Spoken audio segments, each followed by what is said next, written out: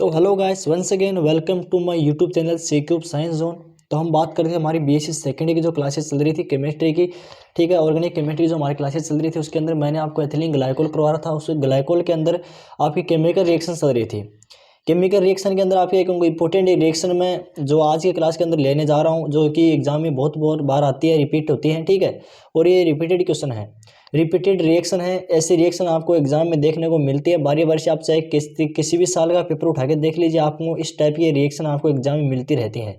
ठीक है, तो आई होप सभी ने वो पीछे वाली क्लास भी देखी होगी। यदि आप नहीं देखे तो आप क्लास को आपको प्लेलिस्ट में जाकर आप देख सकते हैं। वहाँ पर आपको प्रत्येक क्लास आपको शेड्यूल वाइज मिलेगी। ठीक है, और आपको एक एक टॉपिक वाइज आपको क्लास मिलेगी और कोई भी टॉपिक मिस नहीं किया गया। जो भी इंपॉर्टेंट टॉपिक थे वो सारे मैंने क्लियर करवा दिए। पीछे क्लास के अंदर यूनिट फर्स्ट मैंने कंप्लीट करवा दी है, सेकंड हमारी चल रही है। ठीक है, एल्कोहल फिनोल ईथर वाली। इसके अंदर हम बात कर रहे थे जो रिएक्शन थी हमारी ग्लिसरॉल की, एथिलीन ग्लाइकोल की जो रिएक्शन थी, उसमें जो एक मोस्ट इंपॉर्टेंट रिएक्शन होने वाली है वो जो आज मैं करवाने जा रहा हूँ, पिनिकोल पिनिकोलोन पुनर्विन्यास, यानी कि पिनिकोल पिनिकोलोन रीअरेंजमेंट रिक्वेस्ट जो इसकी रिएक्शन है वो करवाने जा रहा हूँ। ठीक है, रीअरेंजमेंट मेथड है वह किस प्रकार से संपन्न होता है, किस प्रकार से हम इसको ज्ञात करते हैं, देखना और अच्छे से समझना है। ध्यान लगा कि इसकी बिल्कुल मत करना वीडियो को, क्योंकि स्किप करोगे तो बिल्कुल भी कुछ समझ में नहीं आएगा। और आई होप सभी अच्छे से अपनी आपकी पढ़ाई चल रही होगी। ठीक है, तो शुरुआत करता हूँ आज के हमारे सेशन की। ठीक है, तो क्या होता है पिनिकोल पिनिकोलोन पुनर्विन्यास। पिनिकोल पिनिकोलोन रीअरेंजमेंट क्या होता है उसके बारे में देखिए। सबसे पहले हम क्या करेंगे, आपका पिनिकोल लेंगे, CH3 CH3 CH3, ये तो आपका पिनिकोल है। इसमें क्या होता है, आपके 2H OH समूह होते हैं और चार आपके मेथिल समूह होते हैं। ठीक है, ये तो आपका पिनिकोल समूह है। इसका क्या करवाना है, प्रोटोन करवाना है, यानी कि इस पर प्रोटोन की उपस्थिति में रिएक्शन करवानी है। यहाँ पर प्रोटोन देना यानी कि इसका प्रोटोनीकरण करवाना है। ठीक है, जैसे करवाएंगे हम तो क्या हो जाएगा, यहाँ से जल निकल जाएगा। क्या निकल जाएगा, जल का अणु निकल जाएगा। देखिए मैं आपको दिखाता हूँ, यहाँ से जैसे करवाएंगे तो यहाँ से जो जल का अणु है वो बाहर निकल जाएगा। जल का अणु बाहर निकलते हमारे पास में क्या शेष रहता है, CH3 C double bond O और CH3 CH3 CH3। ठीक है, ये 3 CH3 थे, यहाँ से ये डबल बॉन्ड वाला इसके पास में आ जाएगा और CH3 यहाँ पर नीचे आ जाएगा, CH3 CH3। ये क्या हो गया आपका पिनिकोलोन। हमें क्या करना है, पिनिकोल से पिनिकोलोन प्राप्त करना है। ये तो थी आपका हमारा जो, जैसे हम बोल सकते हैं इसको एक थीम बोल सकते हैं, इस रिएक्शन का एक थीम बोल सकते हैं, यानी कि इस चीज़ से हमें क्या प्राप्त करना है, ये चीज़ प्राप्त करनी है। ठीक है, तो हम इसकी जो मैकेनिज्म वो पढ़ेंगे। मैकेनिज्म आपकी 4 स्टेप में कंप्लीट होती है।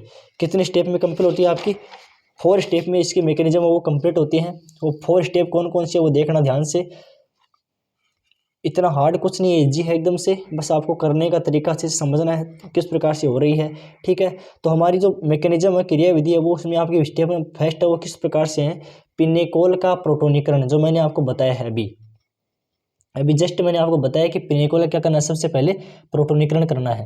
तो पिनिकोल का प्रोटोनीकरण करना है, इसमें क्या हो जाएगा आपका, ये आपका हो जाएगा पिनिकोल। इसमें क्या बताया था मैंने, पिनिकोल है, पिनिकोल का क्या कराना है आपका H+ प्रोटोनीकरण कराना है इसमें H+, जैसे इसमें H+ ऐड करेंगे तो अब इसका क्या हो जाएगा, प्रोटोनीकृत हो जाएगा। और प्रोटोनीकृत होने के बाद हमारे पास में क्या प्राप्त होगा, प्रोटेनोइड डाईओल। क्या प्राप्त होगा, प्रोटेनोइड डाईओल।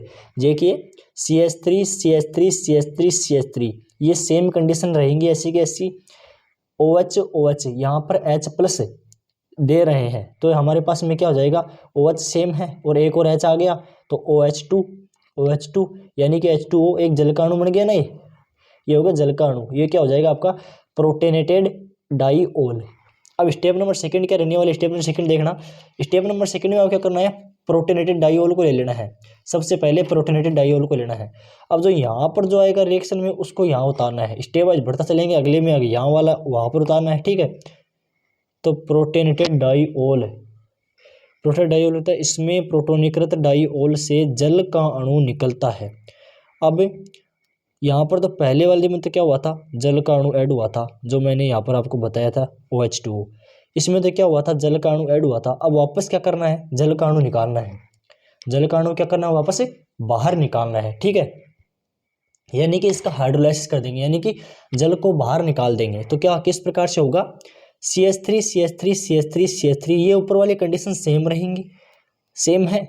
अब क्या करना है, OH सेम है आपका, उसमें देख सकते हैं ऊपर वाले में OH सेम है। ऊपर क्या था OH2, तो यहाँ से हमें जल का अणु बाहर निकाल देना है। यहाँ से जल का अणु जैसे बाहर निकालेंगे हमारे पास क्या बचेगा, CH3 CH3 CH3 CH3 और यहाँ से OH और यहाँ से जल का अणु बाहर हो गया। ठीक है, हमारे पास यहाँ पर आपका जैसे बाहर करेंगे तो यहाँ पर आपका धनावेश आ गया। ठीक है, ये क्या बन गया आपका कार्बोनियम आयन। ये हमारे पास में कार्बोनियम आयन बन गया, धन आयन, कार्बोनियम धन आयन बन गया है। ठीक है, अब स्टेप नंबर 3 किस प्रकार से देखें। स्टेप नंबर 3 देखिए, थोड़ा डिफिकल्ट हो सकता है लेकिन समझ में आएगा आपको।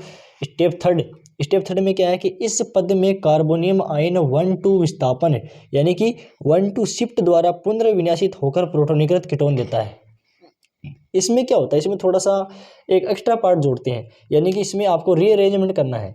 पुनर्विन्यास क्यों कर रहा है, ये भी इसका रीजन है एक कि इतनी देर तो नहीं किया, अभी ही क्यों ये पुनर्विन्यास हो रहा है। ठीक है, ये पुनर्विन्यास क्यों हो रहा है इसका रीजन आपको जैसे ही मैं आगे करूँगा आपको समझ में आ जाएगा। इस पद में क्या होता है, जो तीसरे नंबर जो स्टेप होती है हमारी, उसमें क्या होता है, इस पद में कार्बोनियम आयन 1,2 विस्थापन यानी कि 1,2 शिफ्ट द्वारा, जो आपकी 1 और 2 वाली शिफ्ट ना, ये यहाँ पर जो इसके द्वारा जो 1 और 2 वाली शिफ्ट के द्वारा क्या होता है, पुनर्विन्यासित होकर यहाँ से जो कार्बन है ये पुनर्विन्यासित हो जाएगा। ठीक है, यहाँ से रीअरेंजमेंट हो जाएगा। रीअरेंजमेंट जैसे ही होगा तो क्या हो जाएगा, यहाँ पर प्रोटोनीकृत कीटोन देता है। तो हमारे पास में क्या प्राप्त होगा, प्रोटोनीकृत कीटोन प्राप्त होता है। अब देखो प्रोटोनीकृत कीटोन किस प्रकार से प्राप्त हुआ, ये तो था देखो same CH3 CH3 CH3 OH, ये मैंने आपको बताया था पहले। यहाँ पर आपको धनावेश मैंने बताया था, जो आयन था कार्बोनियम आयन, ये वहाँ पर कार्बोनियम आयन था। अब इसे मैंने क्या करवाना है, फर्स्ट और सेकंड शिफ्ट का जो कार्बन है उसे क्या करना है, रीअरेंजमेंट करवाना है, यानी कि पुनर्विन्यासित हो जाएगा। तो पुनर्विन्यासित होगा तो किस प्रकार से, और जब मैंने आपको BSc जो फर्स्ट ईयर की जो हमारी क्लासेस चली थी ऑर्गेनिक की, केमिस्ट्री की, उसके अंदर मैंने आपको जो रीअरेंजमेंट वाली रिएक्शन होती हैं उसके अंदर भी मैंने आपको पिनेकोलोन वाली रिएक्शन करवाई है, क्योंकि ये फर्स्ट ईयर में भी है आपकी, ये सेकेंड ईयर में भी है। ठीक है, लेकिन मैं एक बार फिर से आपको ये बता दे रहा हूँ, सेकेंड ईयर में एक बार फिर से आपको रिपीट कर रहा हूँ। ठीक है, कार्बोनियम आयन, इसमें आपको कार्बोनियम आयन ले लिया। अब क्या करना है, फर्स्ट और सेकेंड शिफ्ट पर क्या करना है, आपका रीअरेंजमेंट करना है, यानी कि इसको इधर इसको इधर, यानी कि जो यहाँ वाली कंडीशन है वो इधर आ जाएगी और ये वाली कंडीशन आपकी इधर आ जाएगी।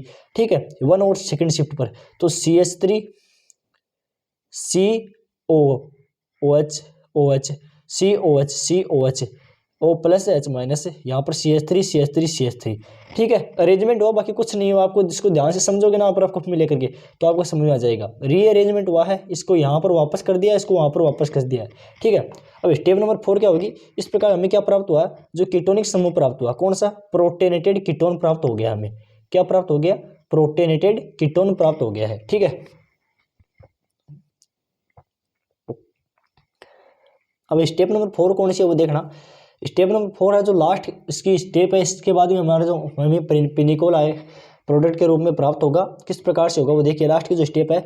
अब लास्ट पद में क्या होता है, जो प्रोटोनीकृत कीटोन होता है, यानी कि जैसे ही हमने कीटोन प्राप्त किया था प्रोटोन के द्वारा, प्रोटोनीकृत द्वारा जो प्रोटोनीकृत कीटोन हमें प्राप्त होता है, उसमें क्या होता है, कीटोन से प्रोटोन निकल जाता है। अब इसमें सिंपल फंडा है, कीटोन से आपको प्रोटोन निकाल देना है। ठीक है, स्टार्टिंग में तो क्या कर रहे थे, प्रोटोन दे रहे थे, प्रोटोनीकृत कर रहे थे। अब लास्ट में वापस वही स्टेप को क्या करना, उल्टा करना, यानी कि प्रोटोनीकृत कीटोन से लेकर आपको प्रोटोन निकालना है, यानी कि प्रोटोनीकृत प्रोटोन निकाल देना है। ठीक है, तो CH3 C double bond OH CH3 CH3 CH3, यहाँ से जो आपका H प्लस है ये निकाल देना है। जैसे ये निकालेंगे हमारे पास में क्या बचेगा देखना, CH3 CH3 C double bond O CH3 CH3 CH3 CH3 CH3, ये H प्लस बाहर निकल गया और ये क्या हो गया आपका पिनेकोलोन। ये हमारे पास में क्या मिला, हमें प्रोडक्ट के रूप में पिनेकोलोन मिला। तो आई होप सभी को अच्छे से समझ में आ गया होगा। तो ये मैंने फाइनली आपको